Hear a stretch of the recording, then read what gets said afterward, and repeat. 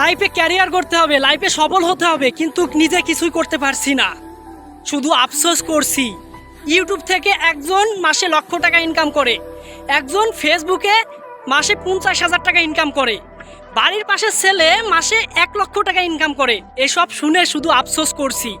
কিন্তু ভাই, সাপোজ একটা জিনিস আপনি মনে করেন যে ধরেন আপনার বাড়ির পাশের একটি ছেলে মাসে 1 লক্ষ না 10 লক্ষ টাকা ইনকাম করে।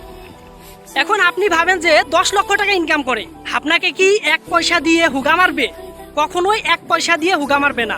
তাই একটা কথা বলি ভাই আপনাকে, যে এই সব ভিডিও দেখে বা এরকমের বাড়ির পাশের ছেলে 1 লক্ষ টাকা ইনকাম করে, এই সব কথা শুনে কখনোই আফসোস করবেন না। কারণ হচ্ছে সে যদি 1 লক্ষ টাকা ইনকাম করে, আপনি তো 10,000 টাকা ইনকাম করতে পারবেন।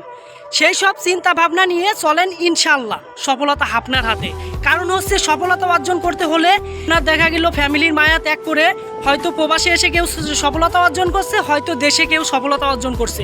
কিন্তু আপনি একটা জিনিস ভেবে দেখেন ভাই, কখনোই আপনাকে 5টা টাকা দিয়ে কেউ হুগা মারবে না। তাই এই সব ভিডিও দেখে বা আপনি মনে করেন যে বাড়ির পাশের ছেলে 1 লক্ষ টাকা ইনকাম করে, এই সব ভিডিও দেখে কোনো লাভ নাই বা এই কথাগুলো শুনে কোনো লাভ নাই। আপনাকে কেউ 1 টাকা দেবে না। তাই ভাই বলছি, নিজেকে সফলতা অর্জন করতে হলে নিজেকেই পরিশ্রম করতে হবে।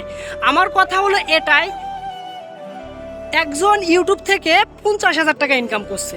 এখন এই ভিডিওটা দেখে আপনি আফসোস করছেন, আমিও যদি ইউটিউব থেকে 50,000 টাকা ইনকাম করতে পারতাম, তাহলে এটা স্বপ্নই থেকে যাবে ভাই।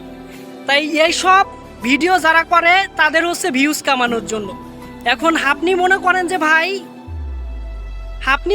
যে ভাই আপনার দ্বারা কিছু সম্ভব, এখন আপনার চেষ্টা করতে হবে।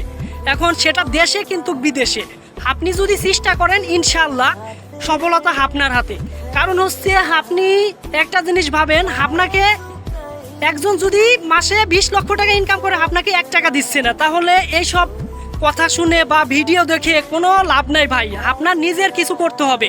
তাই নিজেকে যদি কিছু করতে হয়, তাহলেই আপনি, আমার কথা হচ্ছে আপনি 5,000 টাকা ইনকাম করেন মাসে, কিন্তু সেটা হচ্ছে নিজের দ্বারাই।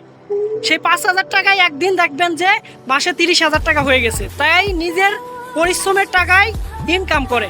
এখন কথা শুনে ভাই কোনো লাভ নাই। আপনারা সবাই ভালো থাকবেন, সুস্থ থাকবেন।